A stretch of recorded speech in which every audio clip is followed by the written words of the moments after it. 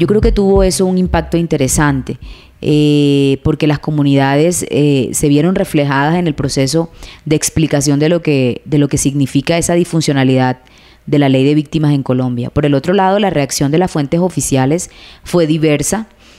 Algunos consideraron interesante el documento, otros lo criticaron, algunos se atrevieron a censurarlo y a señalarme por la mirada crítica frente a un fenómeno que se ha convertido en tema de agenda obligatorio y que lo seguirá siendo, incluso ahora con el proyecto de paz en el cual todos estamos inmersos.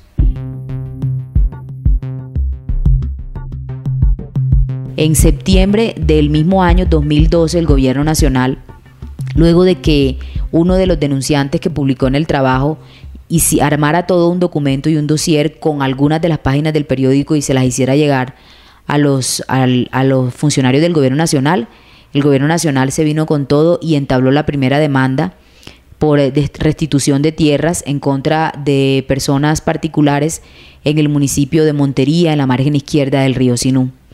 No pasó mucho tiempo cuando se comenzaron a conocer los primeros resultados y fallos de esas demandas por parte de los jueces de tierras, que comenzaron a devolver las parcelas a las personas que habían sido despojadas 10 años atrás.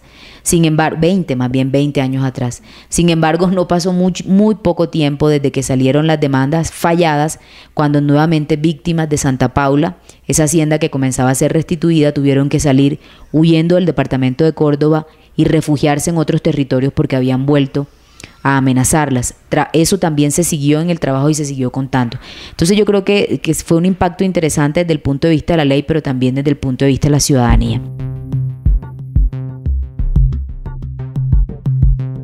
Los problemas que se presentaron pues, fueron varios. El consabido problema de hacer investigación sobre temas de conflicto en este país, que te pone en la picota pública y que te arriesgas muchísimo. O sea, los problemas de riesgo fueron muchos. Yo recibí varias amenazas de actores armados, de personas incluso que están en la cárcel en estos momentos. Y eso pues de alguna forma te bloquea, pues cómo decir que no, por Dios. O sea, eso te genera demasiadas confusiones, demasiados traumas para desarrollar el trabajo, los miedos naturales de cualquier ser humano.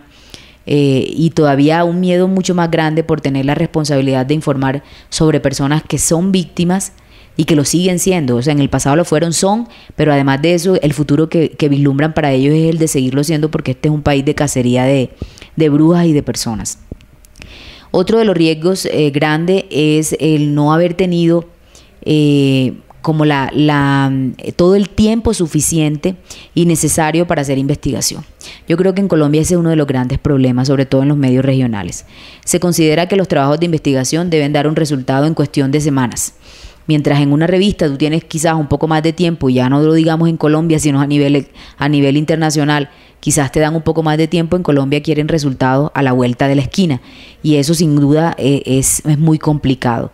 Entonces lo que hice para solventar esta situación es lo que por lo general a quienes nos gusta este oficio hacemos, es juntar vacaciones, días compensatorios y tratar de organizar una planeación adecuada con un cronograma de acuerdo a todo ese tiempo. Otro de los riesgos es el espacio tan limitado que puedas tener en un medio de papel. Entonces el número de páginas o las páginas o el espacio que te dan nunca es suficiente cuando te metes a ahondar en trabajos tan profundos y de tanta magnitud y con un alto impacto. Entonces lo que hice fue 2 formatos. Organicé la versión para prensa, que está mucho más resumida, y creé un blog en el cual conté absolutamente toda la historia completa, todas las piezas de esa historia. Y también lo hice en la sección web del diario El Meridiano de Córdoba.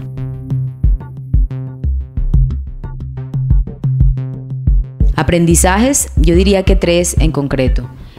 Primero, hay que trabajar de la mano siempre con la comunidad. O sea, el periodismo de investigación no puede estar enfocado a revelar asuntos de los poderosos.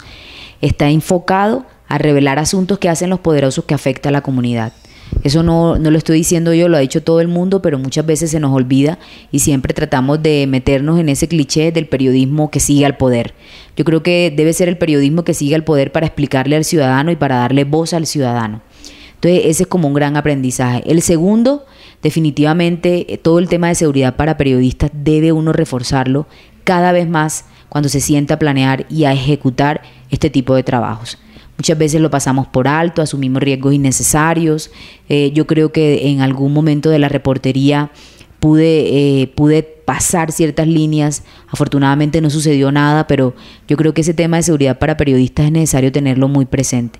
Y una tercera enseñanza que se vio con el trabajo, definitivamente creo que hay que apostarle todavía más a las construcciones narrativas en el periodismo de calidad. Eso es una exigencia interior de cada quien, de cada periodista, pero cada día hay que apartarse más de esos formatos de la noticia escueta y de ese periodismo de declaracionitis. Hay que llegar más al fondo de las cosas y yo creo que con la ruta del despojo se logró.